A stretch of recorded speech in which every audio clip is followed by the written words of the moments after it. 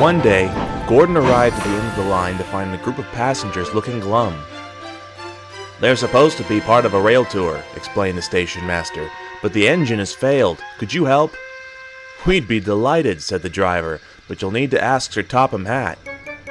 Sir Topham Hatt agreed to spare Gordon so long as the other railway supplied a replacement. "There's a high-speed train we can lend you," said the yard manager. "Only one power car working, but it should be able to handle the job." That afternoon, James sat at the junction with a stopping train when what looked like a yellow and blue snake zoomed up the line. "Hello, goodbye." "What was that?" exclaimed James. He found out that evening from Bear. "They're the high-speed train covering for Gordon," he explained. "Their names are Pip and Emma. Pip's not working properly, so Emma's doing the work." "How did you find that out?" James demanded. "They're going too fast to speak to them."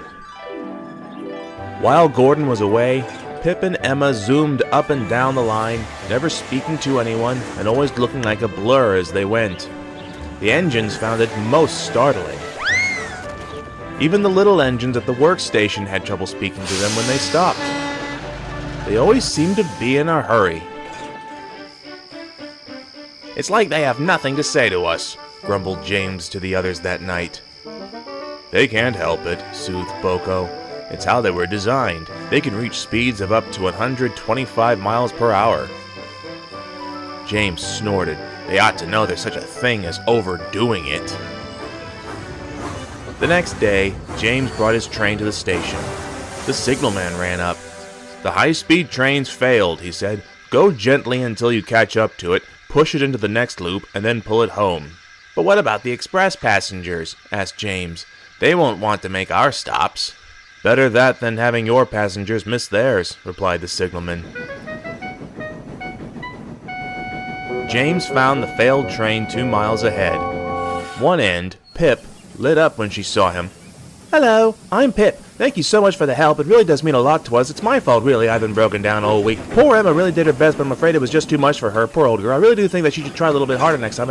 James stared. The diesels even talked fast. He simply smiled politely as he pushed them to the loop. Then he ran round the train. Emma started talking at the same speed as Pip. "Thank you very much. You're very kind, poor Pip. She's really named Philippa, but she prefers Pip for short. She's been such a dear. Really couldn't do it without her, but we're not infallible. I'm very sorry I can't help. We're special lightweight coaches, though, so you shouldn't have too much to worry about." James didn't know what to make of it. He simply coupled up in front, and he pulled the strange train onwards.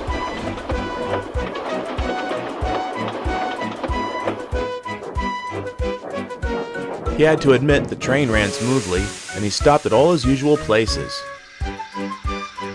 Then, to his relief, Pip and Emma began to slow down. "Goodness, what a lovely station," said Emma. "And the picturesque countryside," agreed Pip.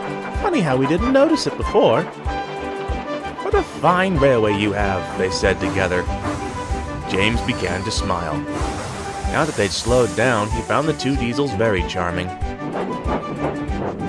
At last they reached the top station, where Sir Topham Hatt waited. "I'm sorry we're late, sir," said James. "Never mind, James," he said. "You have saved an awkward situation. Now please take Pip and Emma back to the shed while I arrange their journey home." At first the other engines felt awkward. But once they got talking, they all soon became good friends. The next day, Gordon returned, and he took Pip and Emma's passengers home. James, meanwhile, took the diesels themselves. They watched as Gordon rocketed by. "Don't worry," said James. "Once you're mended, you'll give him a run for his money." "Thank you, James," said Emma. "You're very kind." And James took them home, feeling proud to be pulling a high-speed train.